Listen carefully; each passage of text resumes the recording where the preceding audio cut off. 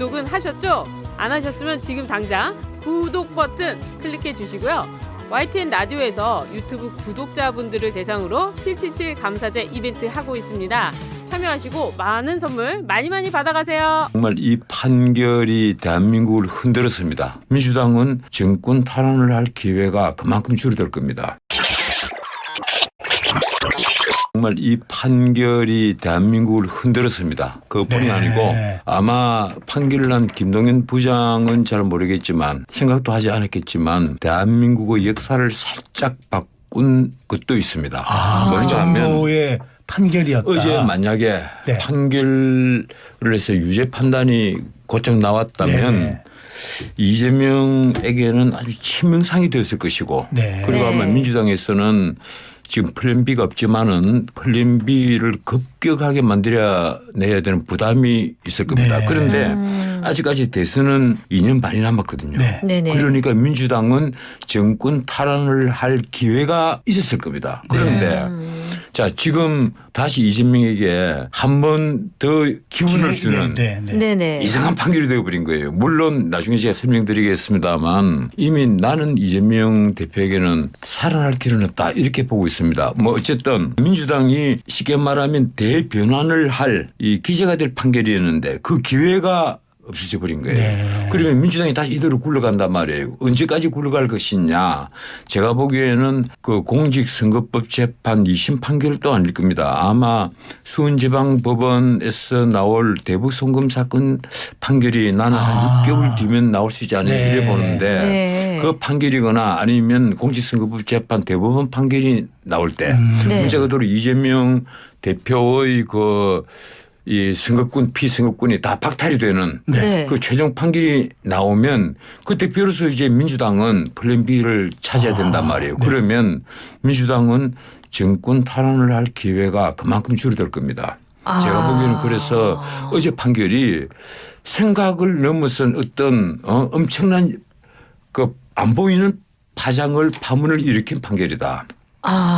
사람들은 어제 뭐 이재명이 살았다 죽었다 이 얘기만 하는데 그게 아니라 대한민국 역사에 굉장히 큰 영향을 미친 판결이었다. 저는 그렇게 봅니다. 그러면 제가 지금 전 변호사님 말씀대로라면 민주당이 재집권할 기회를 놓쳤다로 귀에 들리거든요. 근데 민주당 제가 보기에 그렇습니다. 근데 민주당 많은 의원들은 사법부가 지금 거의 뭐 떠받들듯이 칭송하던데 이것과는 좀 지금 하는 말이 지금까지는 사법부를 그만큼 공격을 하다가 한 일주일 전부터 느닷없이 사법부는 그래도 우리나라의 뭐 최고였다. 최고의 보루였다. 이렇게 하면서 어제 내가 이재명 대표가 제가 오해를 하는지는 모르겠습니다. 그 법원에 도착을 해서 걸어가면서 환하게 웃고 도율에 있는 사람과 전부 다 악수를 하면서 만민의 웃음을 감추지 못하고 있는 것을 보고 뭐 판결 내용을 사진을 알고 있는 것이냐 무죄 판결 사진을 알고 있는 것이냐 이런 오해를 하는 사람이 꽤 많이 있었어요. 사실은요. 왜 그런가 하면 자기 자신이 운명을 결정하는 그런 중요한 판결을 앞두고 얼굴이 굳어질 수밖에 없을 텐데 만민의 웃음을 띠고 법정에 들어갔습니다. 그래서 뭐 어떻든 참 이 담대한 사나이다. 난 이렇게만 생각을 했는데 그 중간에 속보가 속속 나오잖아요. 거기 뭐 중계를 못 하는 대신에 기자들이 문자를 보내고 해서 이제 속보가 속속 나오는데 속보를 보면서 역시 이렇구나. 그런데 오늘 아침 그 신문 사설에서도 그 지적을 했습니다만 뭐 우리 다들 알고 있지 않습니까? 쉽게 말해서 본인이 전혀 모른다, 기억나지 않는다 이런 김진성에게 그런 얘기를 들었다고 해주면 되지. 아니면 KBS하고 김병양 간에 뭐 교감이 있었다는 얘기를 해주면 참 좋죠. 이런 말을 해서 위증을 하게 해놓고 그 위증을 했습니다 하고 자백을 한 김진성에게는 벌금 500만 원 유죄 판결을 하면서 위정교사라고 볼 고의가 없었다. 그런데 이게 참 재밌어요. 그 재판부가 한 내용을 제가 좀 적어왔는데 이렇습니다. 이게 이재명이 증인 김진성과 통화를 할 당시에 구체적으로 어떤 증언을 할 것인지 여부가 정해지지 않은 상태로 보인다. 그래서 김진성의 각 증언이 거짓말이라고 알았다고 보기도 부족하다.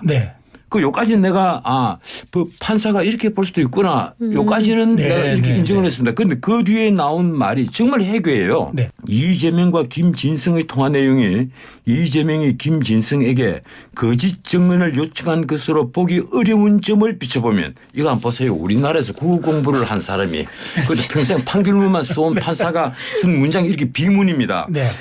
거짓 증언을 요청한 것으로 보기 어려운 점을 비춰보면 이게 무슨 말이에요? 네. 듣고 보니 참 예? 좀 이렇게 애매합니다. 한 말은 뭔가 하면 자기 말에 권위를 보태고 싶어하는 그러한 의지가 엿보이는 문장입니다. 저는 평생 글을 써오고 제가 문단에도 2번을 등단을 한 사람입니다만 난 이런 비문을 보면요 정말 하품이 나와요.